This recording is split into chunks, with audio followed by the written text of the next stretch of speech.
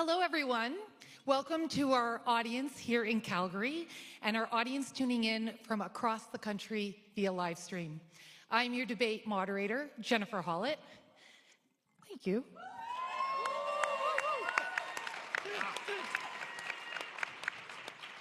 Thank you, Kathleen. So how exactly am I qualified for this role, and what exactly are we trying to do here this evening? Well, I was president of my high school debate club. Fellow debaters, yeah! I'm a regular on CTV's The Social. And in full disclosure and transparency, I participated in many electoral debates as a candidate for the federal NDP over 10 years ago, which is how I know Jagmeet. At the Walrus, where I work as the executive director, our tagline is Canada's Conversation. And for us, the ultimate compliment isn't, I agree with that, when you read something or attend an event or listen to a podcast. For us, the ultimate compliment is, I never thought of it that way. We have set this debate up not like an election debate, not like a competitive debate, not like the comments section. More like an interesting dinner party that you've all been invited to, where we are in conversation and lively debate together. Our debaters sitting next to me are from across the political spectrum. We have Jagmeet Singh, former federal leader of the NDP, Kathleen Wynne, former Premier of Ontario, and Stephen Carter, who is the president of Decide Campaigns, who has worked with former Premier Alison Redford and more recently working with Progressive Conservatives in Manitoba. Ian Brody is unable to join us due to travel delays, so we appreciate, Stephen, you jumping in. Our debate question tonight, can politics be civil again? Okay, I heard a giggle. Other sounds? Okay, yeah, quiet interest, a good way to describe that. I'd like to open with hearing how you each come into this conversation. What tensions or experience have shaped how you think of this question. And Kathleen, I'd like to start with you. And it's been great seeing you here all day today being a part of the Canadian Vote Summit. It's been a great day. Thanks, Jennifer.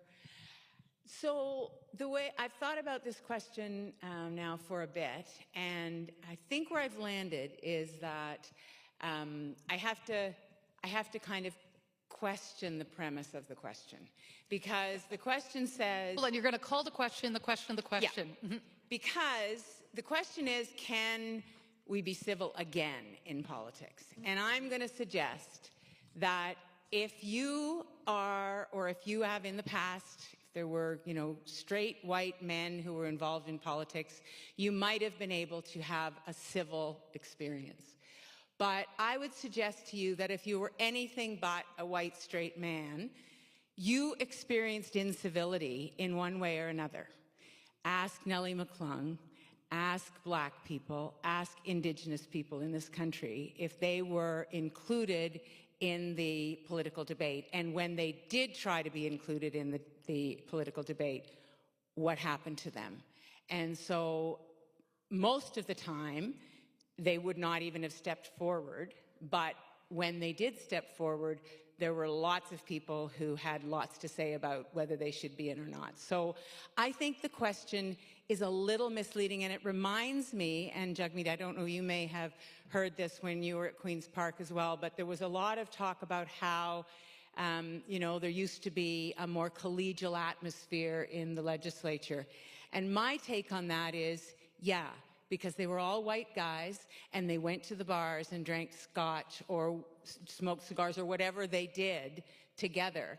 And as the legislature started to change, that wasn't the currency of the relationship. So I think we have to ask civility towards whom and among whom. Okay, Jagmeet, would love to hear your take on that. Very interesting. As someone who was at Queen's Park when yeah. Kathleen was, and also someone who doesn't fit into that demographic. Right, also a similar tradition in the profession of journalism as well. So first of all, I want to say thank you for the opportunity, and thanks to both the organizers of this really special summit and to all the attendees, because it couldn't be a summit without all the people here. So round of applause for the organizers and for yourselves. And a shout out to Marie Delamattia, who always reminded me that whenever you speak, thank the audience and thank the organizers. So shout out to Marie Delamattia, who might be watching this actually streaming, one of my mentors. I was thinking about this from a kind of a different perspective.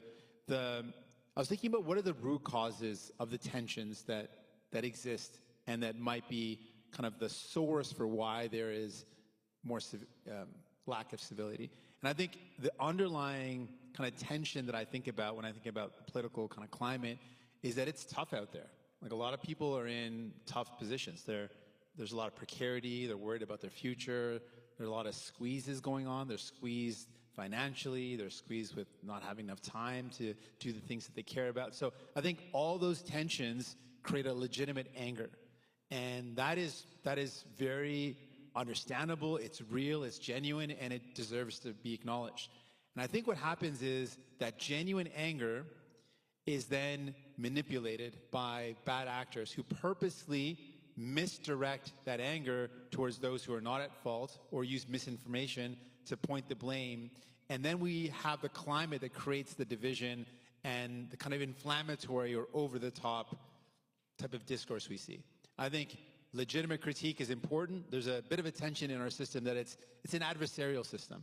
We are called the opposition, and we sit across from each other. So structurally, there's a lot of inherent opposition or adversary, kind of that feeling of being your adversary. You call your political opponents, you call them opponents. You don't call them, different people with different ideas. And so everything about it is designed to be adversarial. But I think what takes it over the top, what makes it gratuitous or inflammatory, is when it's couched in misinformation, when it's exaggeration, or when it's based on lies. And I think that creates a discourse that's no longer civil. We can be passionate about the problems or the policies or the positions being taken, but I think it's the inflammatory and gratuitous attacks based on misinformation and falsehood that rises to the level where it's no longer civil. So to take away some of that temperature, I think about making people's lives better as a fundamental starting point. If people were in a less precarious situation, we could actually take away some of that tension that exists, because people would feel less weight on their shoulders. And I think that's where I'd start. Stephen, can politics be civil again? I echo both of your comments. Let's just take a moment and reflect on our first death threats.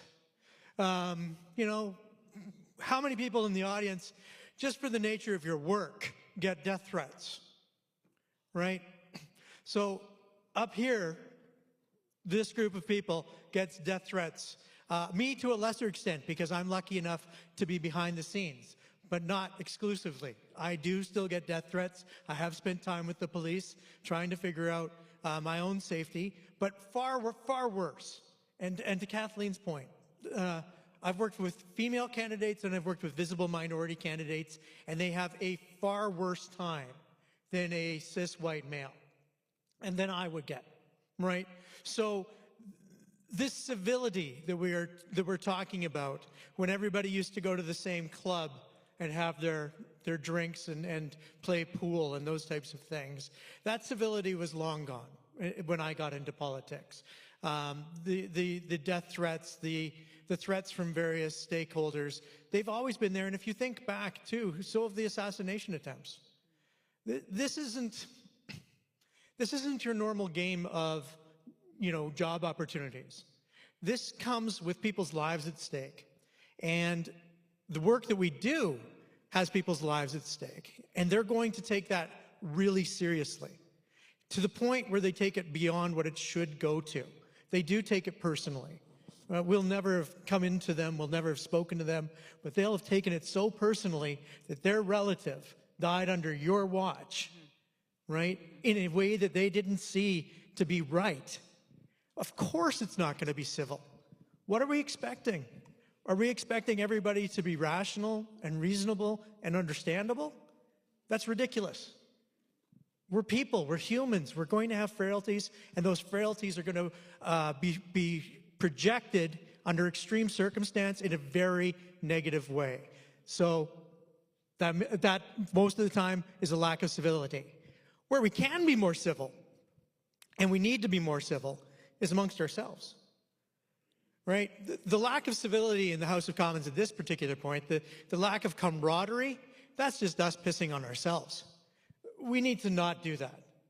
We have more in common with anybody who's involved in politics than we have with the general population, because we care. But aren't you supposed to represent the general population? No, not really. Hold on. Oh, hold on. Yeah, hold on. Hold on. Totally, you're supposed to. We're supposed to understand, and the last conversation about democracy in between, or the second last, democracy between elections. Democracy every day. Like, I think that's our job. That's how I saw the job, was to be in touch with people, to understand, not to in some sort of rote way take ideas and then just automatically try to implement them, but to understand what's going on and not lose touch with people. I thought that was my job. No, your job is to represent the ideals of the society, not necessarily the society. The society is corrupted by its own greed. It's corrupted by its own experiences. It's corrupted by its own their own issues. Your job is to elevate the role of government to a different plane and a different level. If this was literally anybody could do it, then anybody would do it. No, I would have to push back on the idea anyone can do it and everyone should do it. So Oh my I God. encourage everyone to get involved in politics. Well, you're saying everyone should do it despite how many people have had death threats? Well, I think that everyone should get involved in politics, and I don't think there's like a magical barrier that there's some special people that become elected officials and everyone else is not, doesn't fit into that. I think anyone can do it, given the right experiences, the right team around you, having the opportunity, like all those things coming together, anyone can do it. But I think I think the distinction I would make is that when we talk about civility, I thought that was an important point. Like, what are we talking about? Are we talking about someone who lost a loved one, who's angry at a healthcare system that's being privatized? No, that person is not going to be civil, nor should they. They're angry and frustrated, and I would call that like a righteous anger. But the civility that when we have a debate or a discussion, and then people start to go and say that, you're a bad person because your skin is a different color. That's the type of, that's obviously wrong, or you're unfit to be a premier. And you Jagmeet, only if they were so polite. That's not how people have spoken to you. We've witnessed yeah. I'm saying so those things are absolutely wrong. Like I've received death threats and aggression and violence. Like that's obviously wrong. I was actually having a conversation at the reception, and it was a young woman who's looking forward to running. And one of the reasons why she's nervous about running is the kind of escalating violence, the political violence that she's now nervous and intimidated about. And she said, how do you deal with that, and how have you experienced that? And I said, I come at that awkwardly from a position of privilege. The fact that I am a subject or a victim of that is not a matter of privilege. Of course, being a brown-skinned, turban person gives me a kind of a target on me. But I'm like a skilled martial artist. I fought my whole life, both as a kid in the streets and in the ring.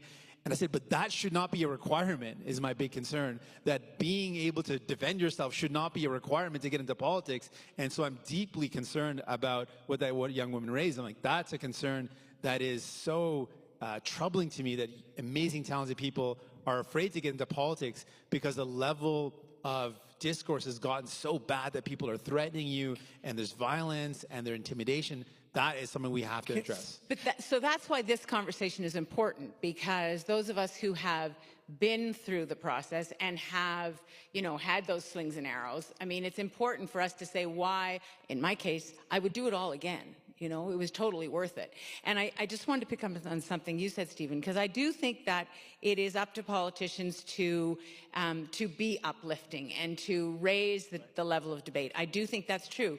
But there's a tension between the fact that we are of the society. As Jagmeet, as you said, we're not separate from people. We are part of the society, so we reflect to a certain extent. But it is our job to model something different, I think. And I think, you know, if we go back to the original question, I think that is happening less and less. And I think that's something we need to interrogate. Why is that the case? Why do we see politicians who don't see it as their responsibility to lift up the debate? Because I do think that's what we're seeing. Stephen, I'll let you reply, and then I'm going to come to the audience. Well, I mean, if you want to step things down, we'll go to the audience. That'll be good. Well, you know, but where we are right now, like, I want to go back to what you said, Jagmeet. Right? We are going to go to the audience. Everybody can do that.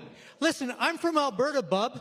Not anybody can do it. We've got an idiot who is sitting in the premier's chair who's taking us down the separation path because not everybody can do it.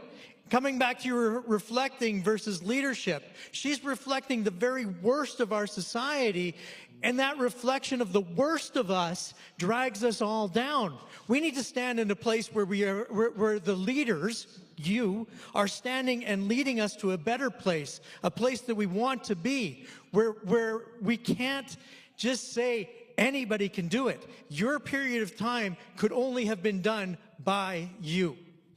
Okay, this is the question for our audience versus our Menti poll. It's hard to reject a compliment, but I want to be like, no, anyone can. What do you think is mostly driving incivility in politics today? Is it the political parties, media incentives, social media platforms, voters themselves, or others? Okay, votes are coming in, and I want to ask our debaters this. What's driving incivility? Again, is it the parties, is it the media, social media, voters, or is it something else entirely? So I think that it's partly an all of the above. Okay, because social media platforms here, big part of it, according to our audience here. Yeah, and I think the technology is something that we can point to clearly, that it's a new thing in the political arena, really, that we can point to. But I also think that a lot of the conversations that have happened today about the moving away from trying to find common ground, you know, the move away from person-to-person contact, the lack of that town square. I think that, you know, the reason we're talking about it today is because we're trying to recreate some of those things, or create some of those things. So I think that there isn't a simple answer to the question, but I think that each one of these issues has, or each one of these drivers has a role to play in dealing with the situation that we find ourselves in. Jagmeet, I watched you come in, and you were very gracious, took a lot of photos and selfies with folks, and you're natural on social media. So when you see social media platforms here rise, how do you respond to that? Yeah, so I mean, I think, so social media is super toxic. If you spend any time on it, you can see that pretty quickly. And it's not just like a fluke. We've learned more and more that it's by design, that the owners of these platforms have learned that when you have more divisive conversations and comments, that like if you make it spicy and there's drama, people want to stay and see the drama.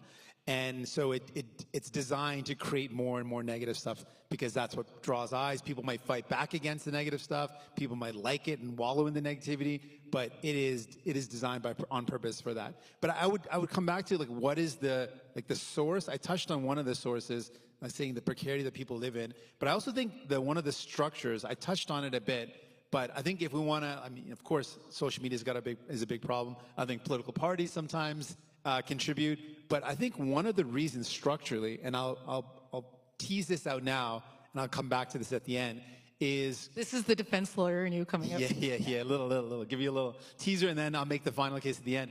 But it's the idea that our structure is designed for, it's incentivized for us to not work together.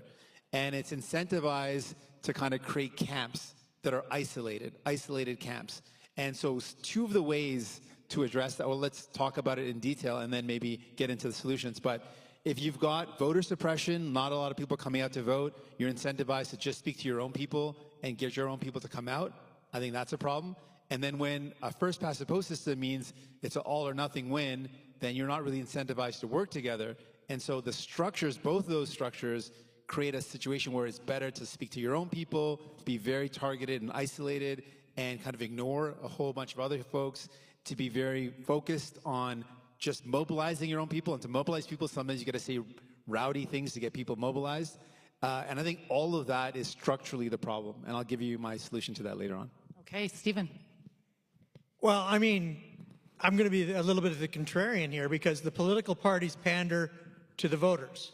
The media incentives are designed to grab eyeballs from the voters. The social media platforms are designed to hook and entrap the voters. The voters themselves, through it is us as people that have weaknesses that we have not honed our defenses towards. We all have biases. We all have, blind spots that we don't see what's happening to us. We can sit for hours on TikTok and not understand what the algorithm is designed to do and what emotional levers it's supposed to be unlocking. We are imperfect vessels. And therefore, as imperfect vessels, the parties, the media, the social media will all try and find ways to exploit that. Ultimately, it boils down to us. If we wanted better social media, we'd have better social media. We don't want it because it gives us something that we need, something that we crave. It could be that conflict. It could be something else. It could be, I want to see 16 cat videos today. But whatever it might be, we're getting what we want from the social media people who've put it together. We are the problem. As Jim Prentice said, sometimes you just got to look in the mirror. And yet, I think, I was going to say we have choices. We make choices. As a society, we make choices. And I think one of the interesting choices that we've made in this country in the last very short period of time is that we have chosen, for various reasons, obviously because of what's going on in the United States, but we've chosen a leader in Mark Carney who actually is a very civil actor. You know, he behaves in a way that I think a lot of people would say, this is what we need at this moment because we have a lunatic to the south of us and we need someone who is not that. We need someone who is not divisive. And so we made a choice, I think, for civility, because we know from polling and we know from our political discourse that many, many people saw the alternative in this country as more like what was going on south of the border. So we do have agency, we have choice, and we can exercise it. Jagmeet, you were in that election. I'd be curious your point of view on this. Yeah, I actually had this one out. Can I just jump on this one point I wanted to touch on? It's a little bit of a tangent, but I wanted to push back because I feel a philosophical difference emerging. Not surprising, Stephen, between you and I. And it's this idea, you come back to the idea that humans are imperfect or we're these imperfect vessels. I look at us as these beings of infinite wonder, and we're so amazing. Like the human, like a little baby, is so filled with potential and is so amazing. And I really think it's the environment that brings out the good or the bad. If you have an environment of desperation and poverty or lack of opportunities, you see some of the worst in humanity. We have environments of abundance and support and love and caring. You see some of the greatest in humanity. And I think that's kind of the tension, that if we create a society where you've got so many people isolated and life is so struggling and things are so difficult, and then people resort to social media, was it really the social media that people wanted, or is it the product of the environment that was created? And so I think it's a little bit more complicated than that. But humans created the social media, Jack. I think people in power created the imbalance and the inequity and the injustice. Well, I mean, no. Well, it's nature. I mean, we're having a nature nurture argument now. We're going to talk about politics and religion at this table. So coming Both back are acceptable, yes. to the federal election, from your perspective, Yes. someone who is in it, someone who stepped down on election night, what role did civility play, do you think, in terms of voters making their choice? I think Kathleen's analysis was very true. And what happened was it was an unprecedented election in a dramatic way. The point in time when I knew that things were just unprecedented in what was going to happen next was in my own riding. I went to a doorstep and had the most amazing conversation with a young racialized woman, Asian background. Both of her parents are hardworking, were struggling, and we're getting by, and both had benefited from the dental plan. She said, you know, I see you, and I think of my kids seeing a leader that looks like them, even though she was like East Asian and I'm South Asian, but she's like, seeing you just makes my kids feel like they can achieve. I'm like, oh, this isn't easy. This is can I put you, we have these marking systems. I'm like, this is going to be a 1, meaning a supporter. So I'm like, just a formality though, I'm just marking my sheet here. Can I put you down as a supporter? And then she held my hand, looked into my eyes in this really like awkward but like beautiful moment. I'm like, where's this going to go? And then she's like, I'm so sorry, but no. She's like, I've voted for you since I started voting. You're the only person I've ever voted for. And I can't vote this time. And I was like, huh? And she's like, I'm so afraid for this country. I'm so afraid of the threat of Donald Trump. And I think that only Mark Carney is going to be able to get us through this. And so that was a shocker. And I came back to my team and said, in case y'all didn't know this already, we are in a tough situation. And then that was 1. And then 2, I think the other point that you brought up is the civility. I think, you know, you can always criticize positions taken and policies, but one thing that is pretty undeniable, 2 things that are undeniable, a little jab is going to be thrown here. Obviously, Prime Minister Carney has impeccable education. Like, so people looked at that and said, wow, he's quite knowledgeable about the things that we care about. And he is civil. Like, he's always approached things in a civil way. Even when someone had taken a barb at him, he responded with a grace. And I think Canadians chose that for a reason. And I think you're right. Yeah. Okay, I have some yes or no questions. Good luck with that. Yeah. Building off the discussion on social media, should governments regulate online discourse and tech platforms more aggressively? Yes or no? Yes. Yes. Yes. Okay. Next, Violent agreement. Yes. Do politicians, candidates have an obligation to participate in public debates and difficult interviews? Yes or no? Yes. Yes. No. Okay, let's unpack that. Why do you say no? There's no obligation to do anything in a campaign. You can choose what path you're going to take. I heard a just so you know, the audience is not liking this. These people love me. So this is one of the guys who tells the Conservative candidates not to show up at all candidates meetings. Have you met some of those guys? Yeah, but People ought to know that. the empty chair, that's the point. No, the point of the exercise is there should be a consequence. And if there's not a consequence, because I don't go to a debate, that's again not on me. That's on the voters. The voters that don't need to see. I agree with that point. Right. So if it's going to hurt me, so if I can be on the doors and reach 30 people on the doors versus going to a debate where there's 100 people who are probably not going to vote for me anyways, why wouldn't I go and hit the doors for 30 and try and get 30 more IDs, 30 more number ones, right? Why wouldn't I do that? I believe there's an obligation to the voter to be able to have your ideas tested. And it's not like every voter can test every elected person. So having these forums is a way for them to see, how do their ideas hold up under scrutiny? How do they handle someone challenging their positions? Sure. That is important, but I acknowledge the point that it is on the voter then to actually to punish that. I've seen both of your leadership debates. I've seen both of you in leadership debates.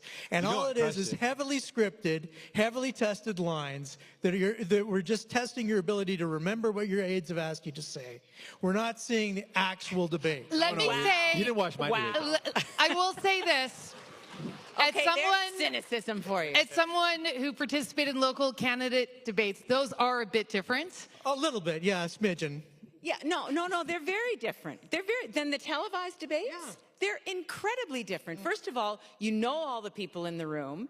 You've had a conversation with them. You're talking about local issues. I mean, it's a very different process. And I'm not suggesting that candidates should be required to go to all the debates. There are dozens of debates that you get asked to go to. But I think there should be some requirement that you show up in public in a town hall situation at least once or twice during a campaign. I just think it's part of the process, and I don't think you should be able to get away with it. That's fascinating, but these people won't hold you to that.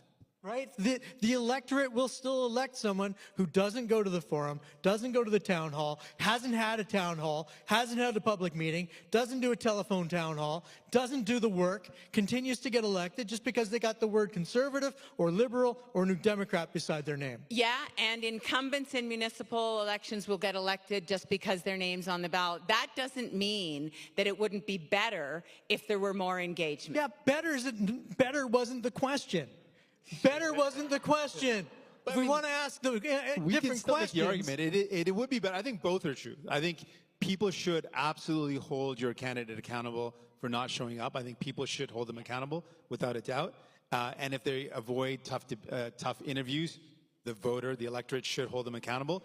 But there should be an obligation. It's to your point, actually, if I could use your point against you, the idea that we should be setting the example. We should be rising to the ideal. The ideal is an elected official should be willing to be challenged in a forum like a debate and should be up to tough interviews. That's rising to the occasion. And the more you abdicate the responsibility as an elected official or as a candidate, the more you abdicate the responsibility to show up, the more cynicism is fed and the less engaged people are. It's a self-fulfilling prophecy, Stephen, that and I've heard people say this, well, I'm not going to go to the debate, the Conservatives are not going to show up anyway, so what's the point? So I think that you feed that cynicism by hiding and not taking that responsibility seriously. Also, at the local debates, there are a lot of candidates you've probably never heard of, and there is room for a lot of different political parties in a multi-party system. And again, you have to listen to them the whole way through, and it doesn't make it better.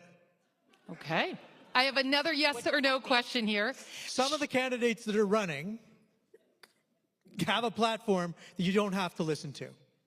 You shouldn't be forced to listen to the Republican Party of Alberta's candidate. Well, that's okay. Okay. My next yes or no question. Democracy works. Should Canada seriously consider mandatory voting, yes or no? Yes. This is going to be part of my solution to the problem that I addressed earlier. Okay. Should I get into it now or give No, you save it. Well, I want to see where Okay. everyone stands on this.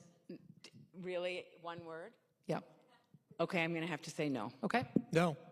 Okay, so we're going to get into it then. We're going to get into it. Okay, so there are good models and bad models, and I'm going to present to you the best model is the Australia model.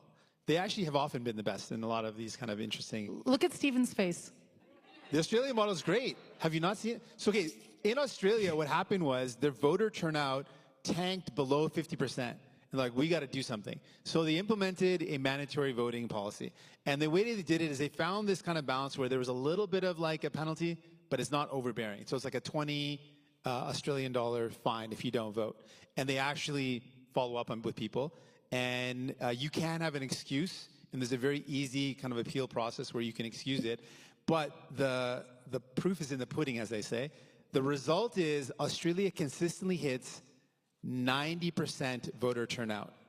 I think the lowest was recently they had 89%. So they're hovering at 90%. Just for context, in Canada, we get like 60% sometimes voter turnout. It's like 40% of the people in the country aren't voting. So clearly the way we're doing it is not working. So that's one model. And what happens, and this is why I come back to the idea of civility, if you have such a high voter turnout like they do in Australia, voter suppression is not an issue. Everyone's going to come out to vote. You can't ignore any area. You can't say, oh, this is a low turnout area. This is a poor community with low voter turnout. This is a demographic that doesn't really turn out to vote. I can ignore them. You can't.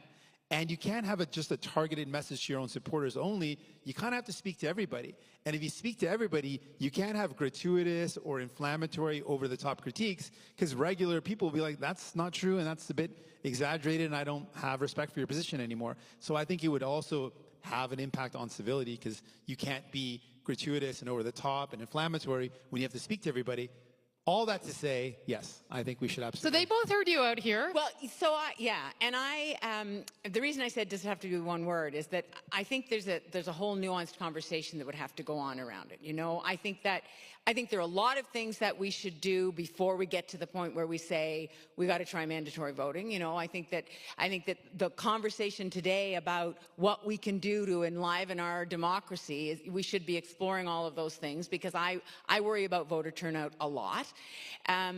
I think that we should be looking at much more civic education in our schools. I'm actually a supporter of a lower voting age. I think that we could lower the voting age and get kids involved earlier Hearing so some that they claps, would know more. yeah. Yeah, so, and I know that's not a popular idea because I could never get it past my own caucus or my own team, but I do think it's something that we need to think about. Kids don't know enough about it.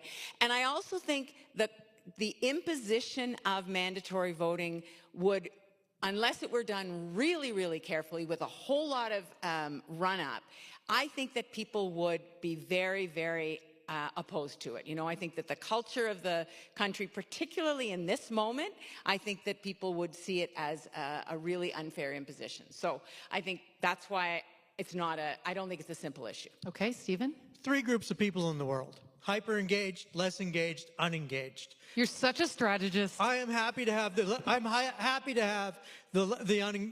hyper-engaged vote. I love every single one of the less engaged people to learn a little bit and make really informed choices. To hell with the disengaged. They don't need to vote. Okay.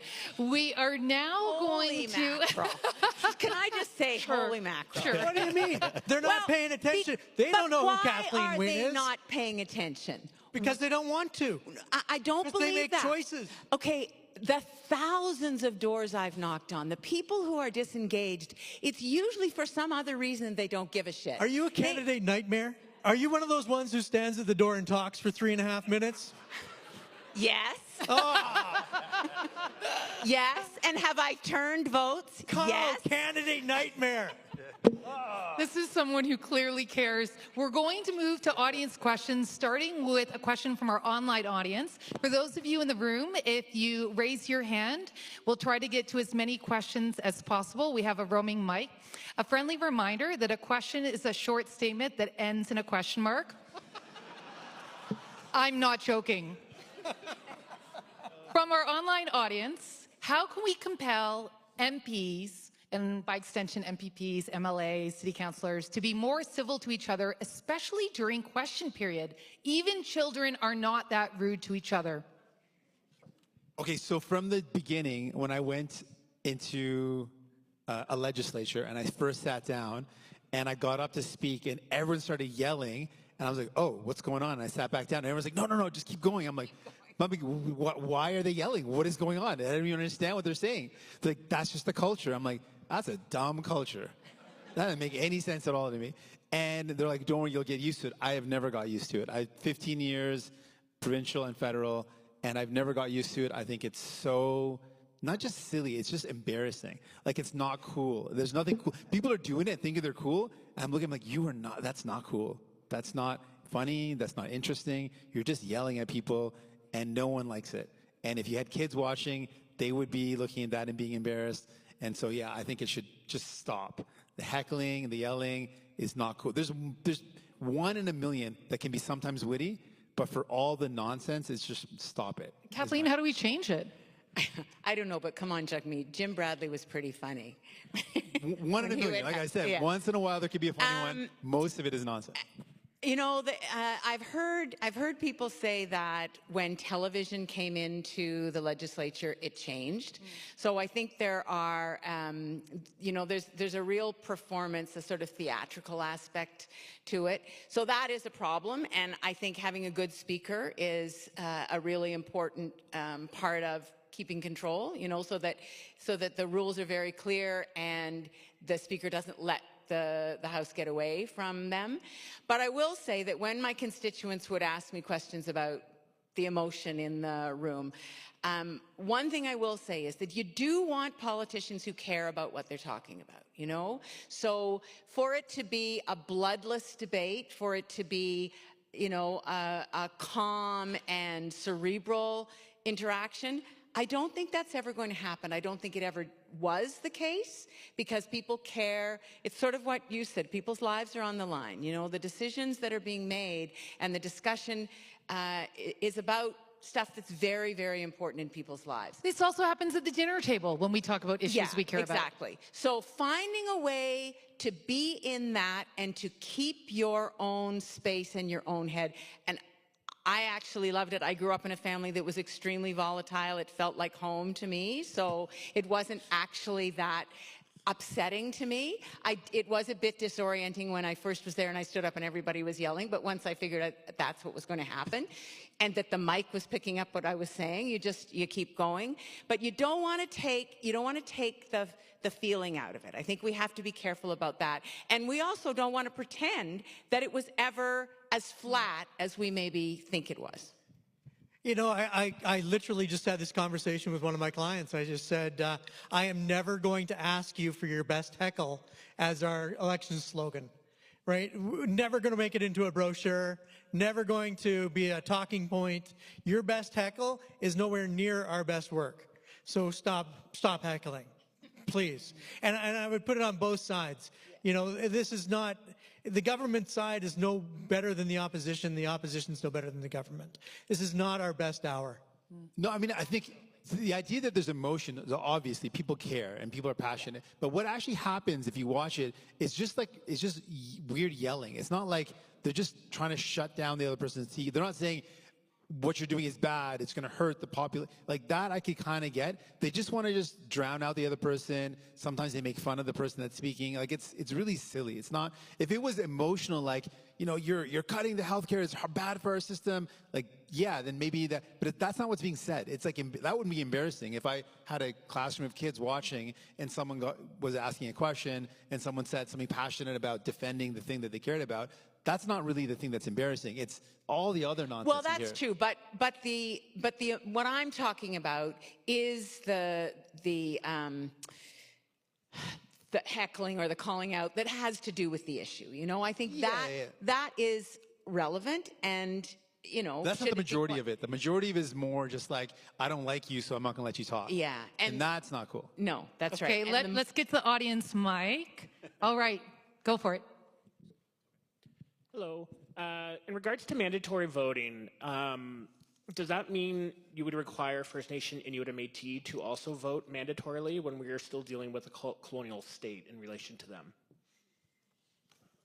Yeah, so there's like exceptions that are allowed in the Australia model, so they would have a bona fide reason, and the only time you actually get penalized is if you don't respond. So the way they do it, the accessibility to the kind of the appeal system is very easy to appeal, and you could provide a bona fide reason, and there's a wide variety of reasons that would be accepted. So if there's a conscientious objection because of colonialism, that could be put in as a valid reason for the appeal. But the idea is when you have a recourse that has to be taken, so you have to show why you didn't, as opposed to just not showing up to vote, that is, the evidence is it has resulted in a massive increase in voter turnout. And for me, the goal that I want to achieve is how do we create a system where more people vote? And so I'd say just one other caveat, they included in that the culture is like there is no exception. People are allowed time off to vote, so they're very strict on that. Votes only happen on Saturdays, or elections only happen on Saturdays. So it's like a guaranteed day off for most people, and for those that it's not, it is a day off, it's voting day. So I think there's other things that have to be incorporated, more polling stations, so it's easier to get to. They also have like a cookout that happens on vote day in Australia, so it's like a barbecue day. Everyone kind of like, the voting centers have food as well, and so it's like a very fun cultural experience. So I think we could do more, but I do believe in the idea, and I think there could be valid reasons for people to not do it, and they should be provided for. You know, there's reasons why people don't vote now. And we've done polling into why people don't vote. And the number one reason that people don't vote is they didn't know it was an election day. So who do you blame for that? Elections Canada, obviously. Okay. I have a question from our online Elections audience. Canada is in the house yes, too. Yes. They were here for that, yeah. This is from a viewer. As AI sources are posing as Canadian citizens, trolling social media and online news feeds, how can we filter out this noise and find actual true information? Generative AI is coming in fast and furious, being used in all types of ways. Yeah, and I think there's been a lot of conversation today about how we actually put more regulation in place, how we actually sort information from disinformation. Again, I don't think there's a simple answer to that, but I think we're right in the midst of trying to figure out what those new rules have to be and how we have to. I was really struck by the young people on the stage, because it is sure not going to be my generation that's going to sort this out. It's got to be people who have grown up with it, who understand it, and understand what kids need to know as they come through, so they can have critical capacity as they look at information online. Okay. Another audience question in the room. Hi, thank you so much. My question is, what does civility mean to each of you? And how does that change in confronting the root understanding of civility under like a white supremacist lens, as like the term comes from? Yeah, I think it's awesome. I think this is why the distinction is between elected officials and the general populace. I think there's a distinction in terms of what standards we should set. And then there's also, as I said before, this idea that people can be genuinely passionate and upset and angry about things, and should be. And I think people could be upset if you're in a system that has been designed to oppress your people and you're angry about that and you want to lash out about that. I think that's absolutely understandable. I called somebody a racist in Parliament, and I think they were being racist, to be frank. And I was thrown out because I didn't want to take it back, because I think it was very clearly an act of racism what they had done. And so I think, that's one thing. And then the thing that I'm concerned about is where there's attacks on political opponents based on clearly false claims, and you exaggerate and inflame that when people make attacks on people's family and go after them in that way, which is, I think, clearly inappropriate. I think that there's for elected officials, there's a responsibility to keep the discussion at a certain level where it's not like you're not attacking someone's family, you're not leading to misinformation, inflammatory comments, purposely divisive comments that sort of lay the foundation for inciting hate. Maybe it doesn't rise directly to hate speech, but it's kind of creating that sentiment towards immigrants, towards Indigenous people, towards marginalized people, towards poor people. So I think those are some of the things that I think about when I think about like inflammatory or hyper toxic, divisive comments that I want to stop. But discourse, debate, passion, being upset, being angry about things, I think that's all understandable. For me, what civility means is being able to go hard on the ideas and to be as clear and even as oppositional as I need to be, and to not attack my opponent's humanity. That the person's off limits, the family's off limits, but the ideas and what they stand for, that's where the debate has to be, in whatever context. Stephen? Well, I'm probably the least likely to give the right answer to this. I mean, I think respect at some level, but I also think that you have to earn respect. So I'm a little bit torn back and forth. What does it mean to be civil in a society? And I'm also the only one here from Alberta, right, where we have a deeply cynical government doing deeply undemocratic things that are hurting people. And I'm trying to figure out that role of civility. Do I need to be as civil to Danielle Smith as I am being to these two lovely individuals in this particular moment? And my answer is fuck no. Well, except I'm from Ontario. Where the And we have a premier who's doing, I would suggest, deeply undemocratic things. Oh, not even close. Well, can we talk about freedom of information? Can we talk about the Greenbelt? Can we talk about getting rid of local democracy, local institutions, school boards? There's a lot frickin' going on in Ontario. I'll match you blow for blow. If Doug Ford were here, I would, and have. I mean, I've been in lots of rooms with Doug Ford, and, I believe that he deserves the same respect as another human being deserves. I don't agree with anything he does or says, but that is not the point. The point is that he is doing what he perceives as his best, and he has a right not to be attacked by me as a person. So I worked with Danielle Smith. I worked with her, and 3 stampedes ago, we saw each other, big hugs. at Stampede. Last Stampede, we saw each other and we went our separate ways. This Stampede, it feels like it's I turned my back to her because it feels like it's not the same as what Doug Ford is doing.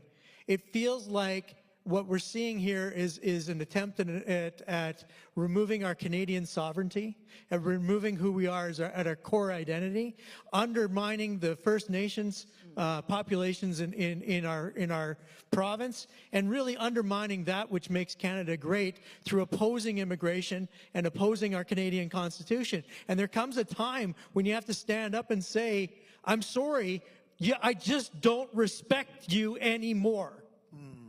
No. Okay.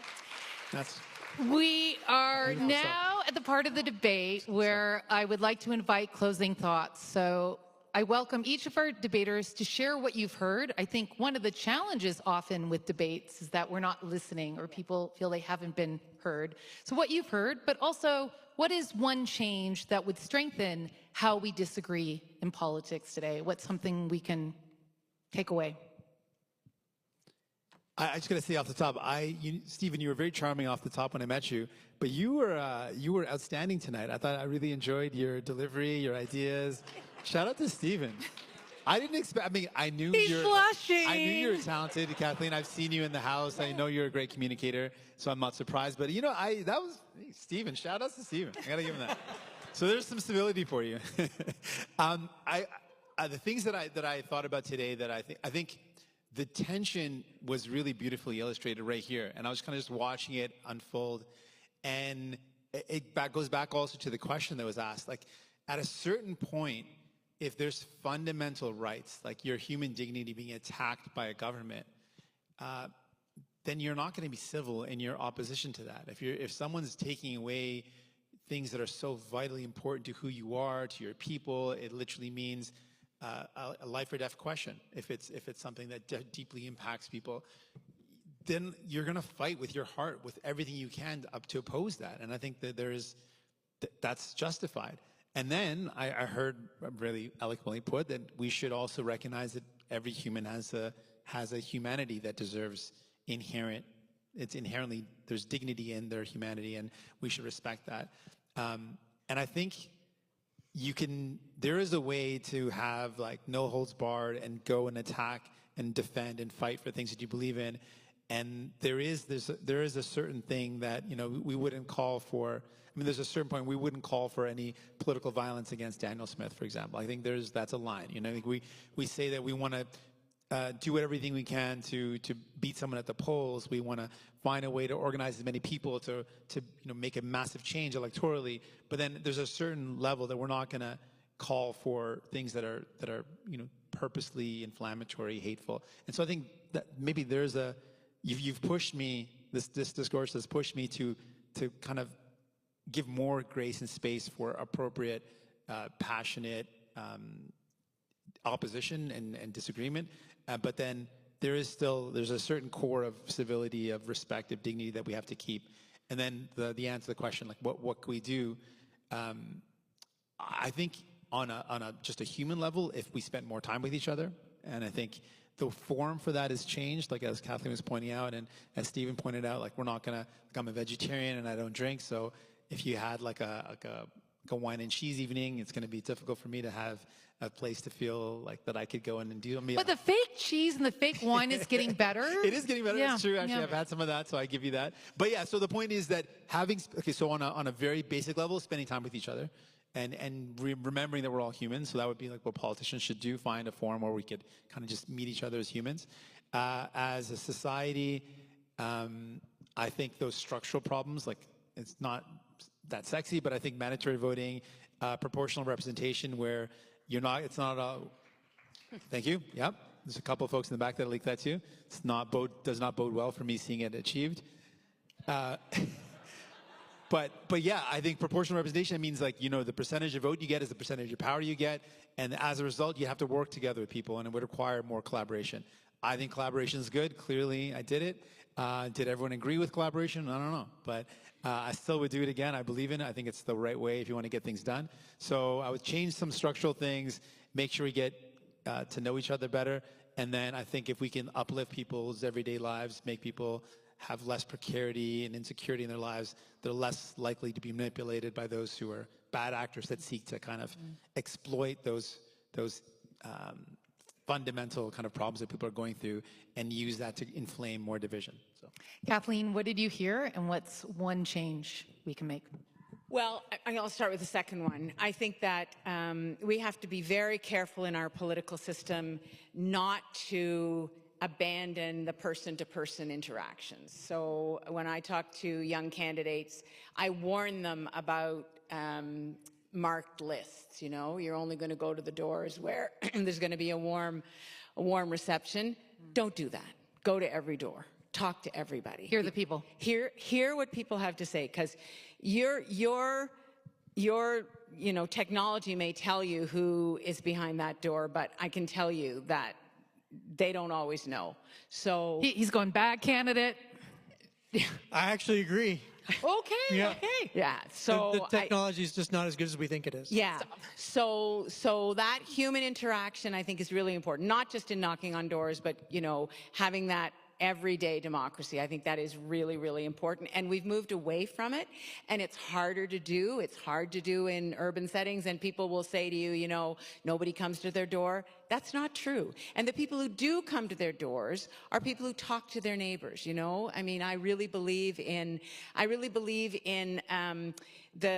you talked about, the percentage of people who are engaged. Well, the people who aren't as engaged talk to those people who are engaged. So I think that's a really important aspect.